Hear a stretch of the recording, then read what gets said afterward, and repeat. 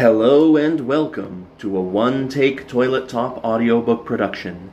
This series book is Myst, the Book of Tiana, by Rand and Robin Miller with David Wingrove. This is the second book in this great trilogy. I am the bathroom reader, covering for the Plurality Report, who is currently being arrested by the British Stasi for not participating in the Epping uprisings, just for good measure. And now, the Book of Tiana. To Deb and the Girls. Acknowledgements. It's amazing how little we know, after all these years, about the history of Donnie and the story surrounding Myst Island. Over the years, the story is revealed piece by piece, like a large puzzle waiting to be put together. It's only with the continuing effort of a core group of people that the pieces are uncovered and assembled to make a book like this possible. It has been my pleasure to uncover the past events in Donnie history, even as Robin continues to bring the events surrounding Myst Island to its final chapter. Not having Robin's help for this translation, the burden of discovery was taken up by Chris Brandkamp, Richard Watson, and Ryan Miller, working closely with David Wingrove. Our task was large, and yet the results are stunning, as for the first time the public gains a glimpse into the richness and complexity of the Donnie civilization.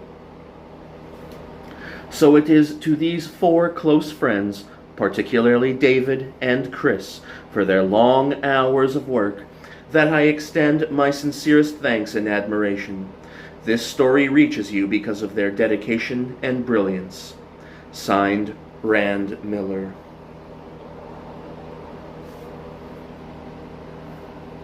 Part 1. Echoes in the Rock. The sounding capsule was embedded in the rock face like a giant crystal, its occupants sealed within the translucent, soundproofed cone. The guildmaster sat facing the outstretched tip of the cone, his right hand resting delicately on the long metal shaft of the sounder, his blind eyes staring at the solid rock, listening.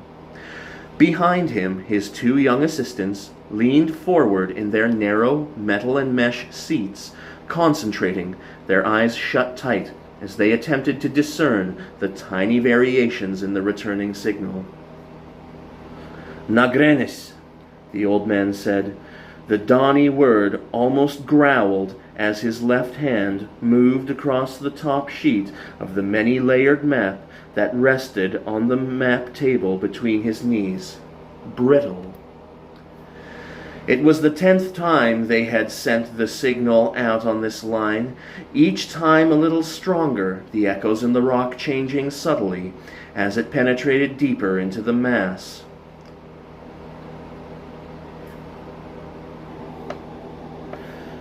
Kennen vuhi shutiju, the younger of his two assistants said tentatively.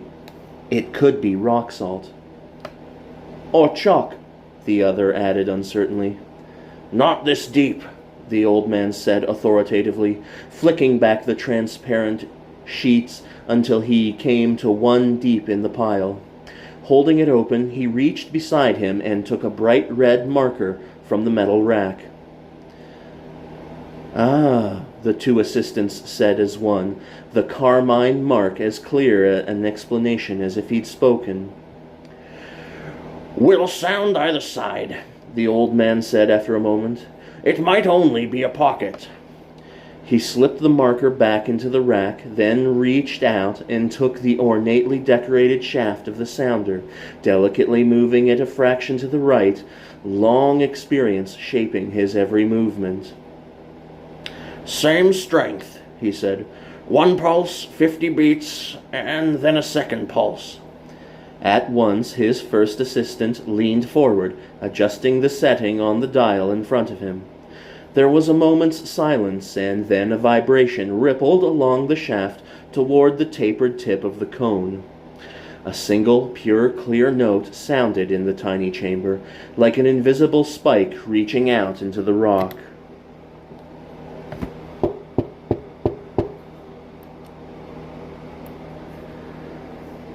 "What is he doing?" Guildmaster Telenus turned from the observation window to look at his guest. Master Kedry was a big, ungainly man, a member of the Guild of Legislators. He was here to observe the progress of the excavation. "Guildmaster Garin is surveying the rock. Before we drill, we need to know what lies ahead of us." "I understand that," Kedry said impatiently. "But what is the problem?" Telenus stifled the irritation he felt at the man's bad manners. After all, Kedry was technically his superior, even if, within his own craft, Telenus's word was as law. "I'm not sure exactly, but from the mark he made, I'd say he's located a patch of igneous material. Magma-based basaltic rocks from a fault line, perhaps, or a minor intrusion." "And that's the problem?" Telenus smiled politely. "It could be. If it's minor, we could drill straight through it, of course, and support the tunnel.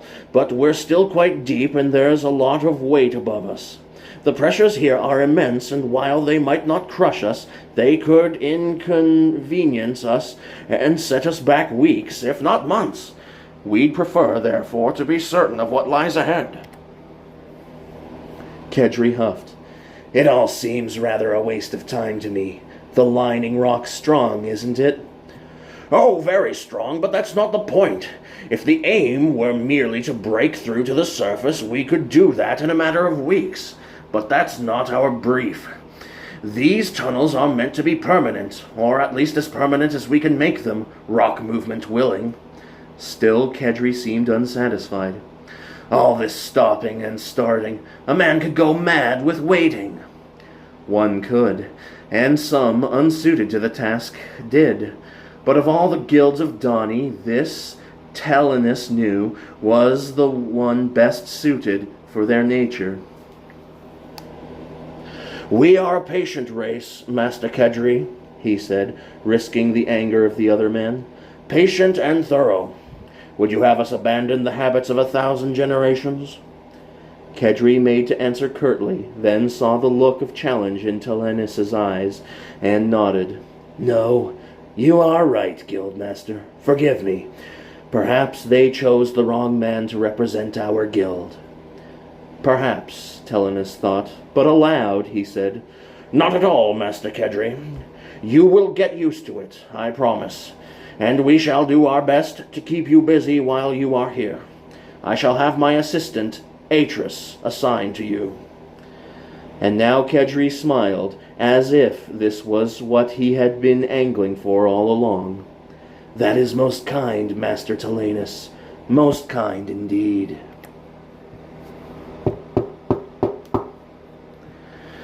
The excavator was quiet, the lighting subdued. Normally, the idle chatter of young crewmen would have filled the narrow corridor, but since the observers had come there was a strange silence to the craft that made it seem abandoned. As the young guildsman walked along its length, he glanced about warily. Normally he took such sights for granted, but today he seemed to see it all anew. Here in the front section, just behind the great drill, was the guildmaster's cabin, and next to it, through a bulkhead that would seal automatically in times of emergency, the chart room. Beyond that, opening out to both right and left of the corridor, was the equipment room. The excavator was as self-contained as any ship at sea, everything stored, each cupboard and drawer secured against sudden jolts. But here the purpose of the craft was nakedly displayed. The massive rock drills lain neatly in their racks, blast marble cylinders, protective helmets, and analysis tubes racked like weaponry. The young guildsman stopped, looking back along the length of the craft. He was a tall, athletic-looking young man with an air of earnestness about him. His dark red jumpsuit fit him comfortably rather than tightly.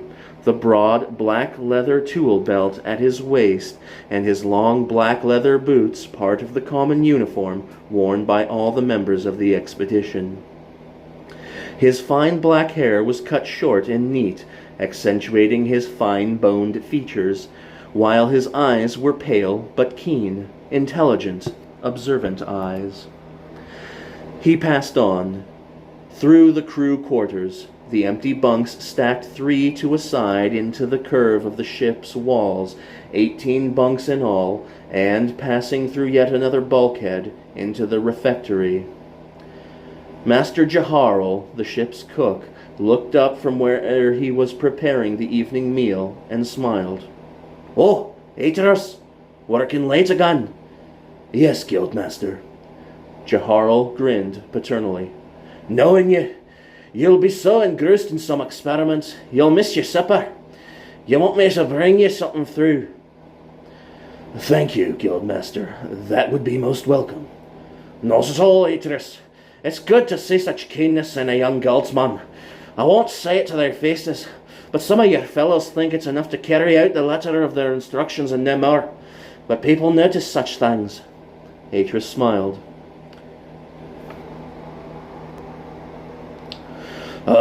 Some find me foolish, Atris, I know. It's hard not to overhear things on a tiny ship like this. But I was not always a cook, or should I say only a cook. I trained much as you train now, to be a surveyor, to know the ways of the rock, and much of what I learned remains embedded here in my head. But I wasn't suited, or should I say, I found myself better suited to this occupation.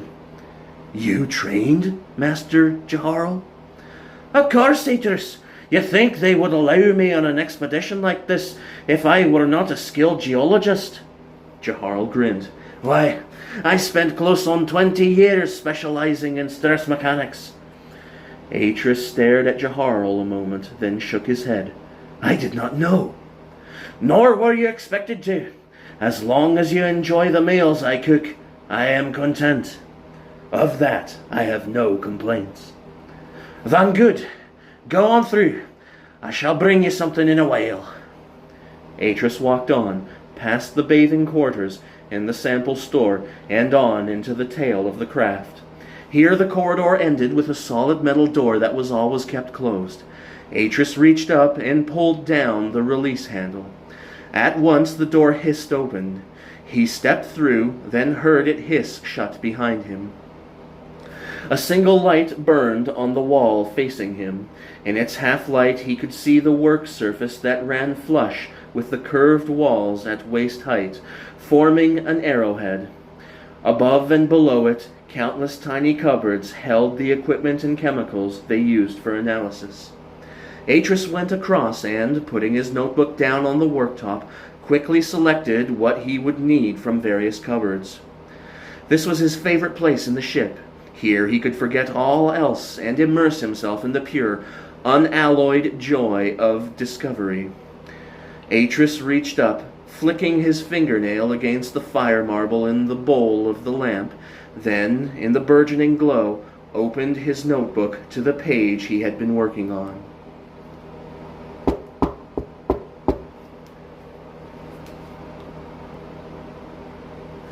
Atris? Atris took his eye from the lens and turned, surprised he had not heard the hiss of the door. Jeharel was standing there, holding out a plate to him. The smell of freshly baked chorbach and ich ha nijudhet waft across, making his mouth water. Jeharel smiled. Something interesting? Atris took the plate and nodded. You want to see? May I? Jeharel stepped across and, putting his eye to the lens, studied the sample a moment. When he looked up again, there was a query in his eyes. Takalite, eh? Now what would a young fella like you be interested in basaltic glass? I'm interested in anything to do with lava flows, Atris answered, his eyes aglow. It's what I want to specialize in, ultimately. Volcanism. Jeharl smiled as if he understood. All that heat and pressure, eh? I didn't realize you were so romantic, Atris. Atris, who had begun to eat the meat-filled roll, paused and looked at Jeharl in surprise. He had heard his fascination called many things by his colleagues, but never romantic. Oh, yea, Jeharl went on. Once ye have seen how this is formed, nothing will ever again impress ye half so much. The meeting of superheated rock and ice-chill water, it is a powerful combination, and this strange translucent matter, is the result. Again Jeharl smiled. Learning to control such a power, that is where we Dani began as a species. That is where our spirit of inquiry was first awoken. So take heart, Atris. In this you are a true son of Dani. Atris smiled back at the older man. I'm sorry we have not spoken before now, Guildmaster. I did not know you knew so much. Oh, I claim to know very little, Atris. At least by comparison with Master Talanus. And while we are talking of the good Guildmaster, he was asking for you not long back. I promised him I would feed you, then send you to his cabin. Atris, who had just lifted the roll to his mouth again, paused. Master Talanus wants me? Jeharl gestured toward the roll. Once you've been fed. Now finish that, or I shall feel insulted. Whatever you say, master. And, grinning, Atris bit deep into the roll. Atris stopped before the Guildmaster's cabin and, taking a moment to prepare himself, reached out and rapped upon the door. The voice from inside was calm and assured. Come in. He slid back the heavy bolt and stepped inside, closing the door behind him. That much was habit. Every door in the craft was a barrier against fire or unwelcome gases. Turning, he saw that Master Talanus was at his desk, looking at the latest survey chart. Facing him across the table was Master Garan. Also, there were 4 observers who had joined them 3 days back. Atris took a step forward to them and bowed. You sent for me, Guildmaster? I did, but if you would wait a moment, Atris, I must first deal with the news Master Garan has brought us. Atris lowered his head, conscious that the legislator, the big man, Kedri, was watching him closely. So, Garan, Talanus went on, indicating the bright red line that ran across the chart in front of him, you recommend that we circumvent this area? The blind man nodded. The fault itself is narrow, admittedly, but the surrounding rock is of low density and likely to collapse.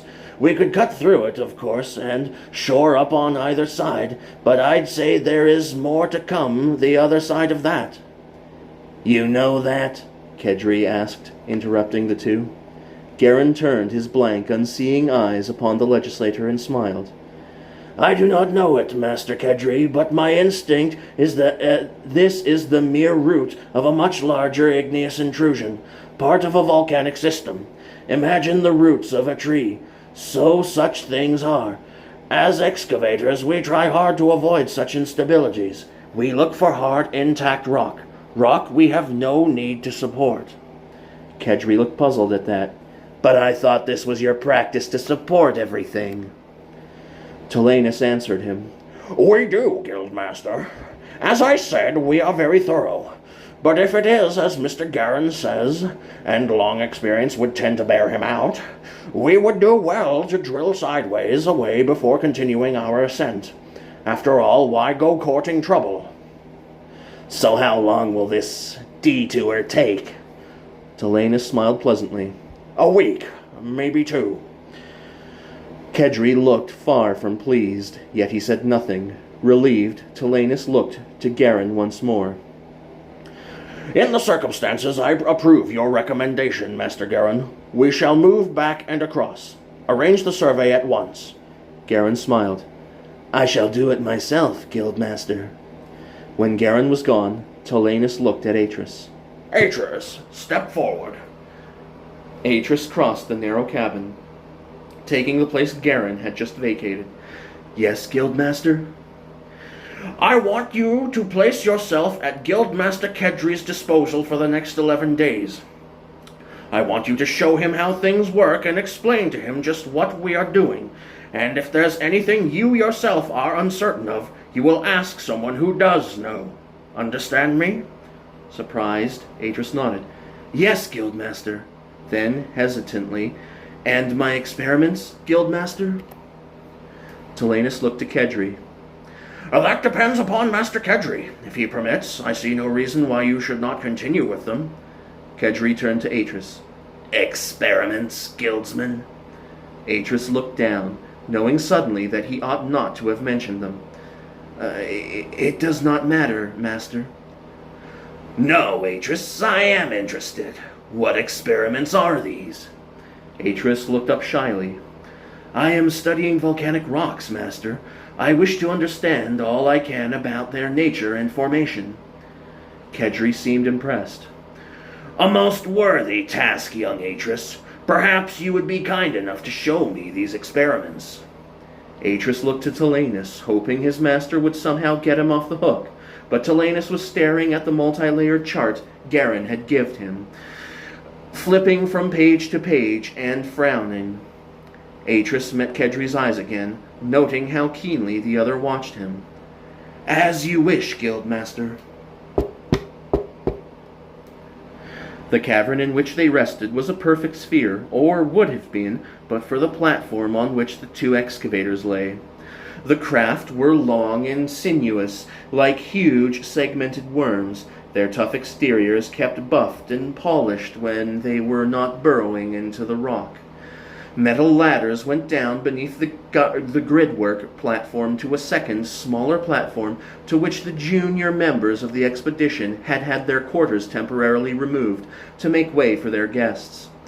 It was to here, after a long, exhausting day of explanations, that Atris returned, long after most of his colleagues had retired. There were 36 of them in all, none older than 30, all of them graduates of the academy, young guildsmen who had volunteered for this expedition. Some had given up and been replaced along the way, but more than 2/3 of the original crews remained. 2 years, 4 months, Atris thought as he sat on the edge of his bedroll and began to pull off his boots. It was a long time to be away from home. He could have gone home, of course. Master Tilanus would have given him leave if he had asked. But that would have seemed like cheating somehow. No, an expedition was not really an expedition if one could go home whenever one wished. Even as he kicked off his other boot, he felt the sudden telltale vibration in the platform, followed an instant or two later by a low, almost inaudible rumble. A messenger was coming. The expedition had cut its way through several miles of rock, up from one of the smaller, outermost caverns of Dani. They could, of course, have gone up vertically like a mine shaft, but so direct a route into Dani was thought not merely inadvisable, but dangerous. The preferred scheme, the scheme the Council had eventually agreed upon, was a far more indirect route, cut at a maximum of 3,825 torrens, 22.032 degrees, from the horizontal. One that could be walked. One that could also be sealed off with gates and defended. The rumbling grew, slowly but steadily. You could hear the sound of the turbine engines now. Slowly but surely they had burrowed through the rock, surveying each 100-span section carefully before they drilled, coating the surfaces with a half-span thickness of special Dani rock, more durable than marble. Last but not least, they fitted heavy stone brackets into the ceiling of each section, brackets that carried air from the pumping stations back in Dani. Between each straight-line section was one of these spherical nodes, these resting places where they could carry on experiments while Master Garin and his assistants charted the next stage of their journey through the earth, each node fitted with an airtight gate that could be sealed in an instant. The rumbling grew to a roar. For a moment the sound of it filled the node, then the engines cut out, and there was the downward whine of the turbines as the messenger slowed. Atris turned and stood, watching as the metal snout of the machine emerged from the entry tunnel. Passing through the thick collar of the node gate, its pilot clearly visible through the transparent front debris shield. It was a large, tracked vehicle, its 3 long segments making it seem clumsy in comparison to the sleek excavators, but as ever, Atris was glad to see it, for besides bringing them much-needed supplies, it being impossible to link supplies directly from Donnie into the tunnels, it also brought letters from home. Atris, what time is it? Atris turned. His friend Janir had woken and was sitting up. 9th bell, he answered, bending down to retrieve his boots and pull them on again. Others had also been woken by the messenger's arrival and were sitting up or climbing from their beds, knowing there was unloading to be done. He himself had been temporarily excused from such duties. Even so, as the others drifted across to the ladders and began to ascend, he followed, curious to see if anything had come for him. When the last messenger had come, 3 days back, it had brought nothing but the observers, these unexpected guests billeted upon them by the council. Before that, it had been almost 3 weeks since they had contact with Donnie, 3 solid weeks without news. The messenger had come to rest between the 2 excavators. Already its 4-man crew were busy, running pipelines between the middle segment of their craft and the 2 much larger vehicles, ready to transfer its load of mechanical parts, equipment, drill bits, fuel, and cooling fluid to the excavators. Atris yawned, then walked across. The young men of the Messengers Guild were of nature outward friendly types, and seeing him, one of them hailed him. "Oh, Atris, there's a parcel for you." "A parcel?" The messenger gestured toward where one of his colleagues was carrying a large mesh basket into the forward cabin of the left-hand excavator. Atris turned and looked, then hurried after, almost running into Master Tilanus coming out. "Atris, why such a hurry?" Forgive me, Guildmaster. I was told there was a parcel for me." "Ah." Tilanus made to walk on, then stopped, lowering his voice. "By the way, how was our guest?" "Tiring," he wanted to answer. "Curious," he said after a moment, keeping his own voice low. "Oh, and imaginative." Tilanus frowned. "How so?" "It would seem we are too cautious for him, Guildmaster. Our methods are, well, inefficient." Tilanus considered that, then nodded. "We must talk, Atris, tomorrow. Early, perhaps, before Master Kedry has need of you. There are things you need to know." Atris bowed. "I shall call on you at 3rd bell, Master." "Good. Now go and see what the messengers have brought." Master Tajara of the messengers had commanded the table in the chart room to sort out the post. Surrounded by shelves of bound surveys, he looked up from his work as Atris entered. "Ah, Atris, and how are you today?" "I am well, Guildmaster." Tajara flashed a smile at him. "You've heard, then?" "Master?"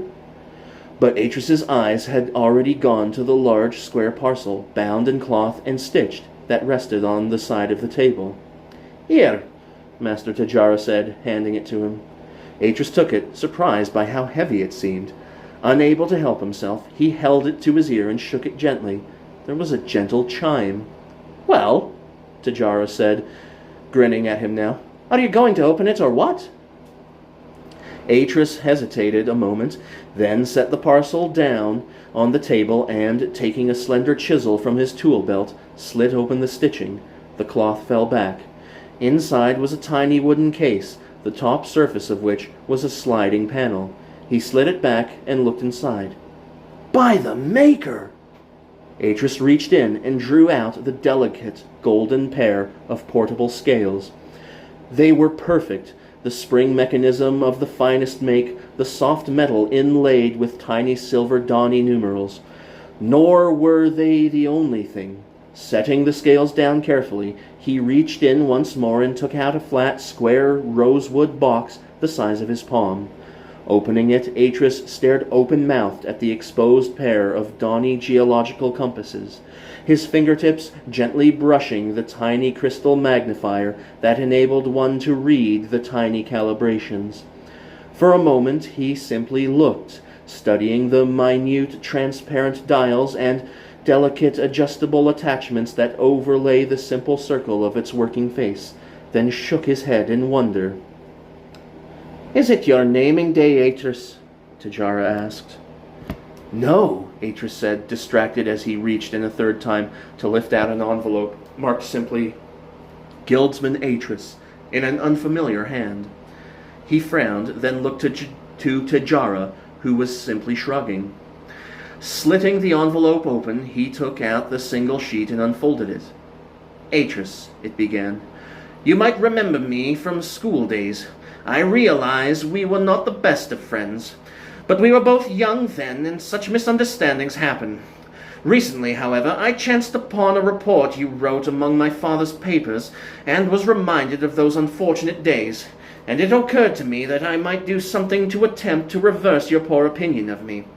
If the enclosed gifts are unwelcome, please forgive me, but I hope you will accept them in the same spirit in which they are given. Good luck with your explorations. Yours in friendship, Veovis. Atris looked up, astonished to see that signature at the foot of the note. It is from Veovis, he said quietly. Lord Rakari's son. Tajara looked surprised. Veovis is your friend, Atris? Atris shook his head. No, at least he was no friend to me at school. Then these gifts are a surprise. More a shock, to be honest, Guildmaster. Yet people change, I suppose. Tajara nodded emphatically. You can be certain of it, Atris. Time teaches many things. It is the rock in which we bore. Atris smiled at the old saying. Oh, and before I forget, Tajara added, handing him his mail, there are 3 letters for you this time.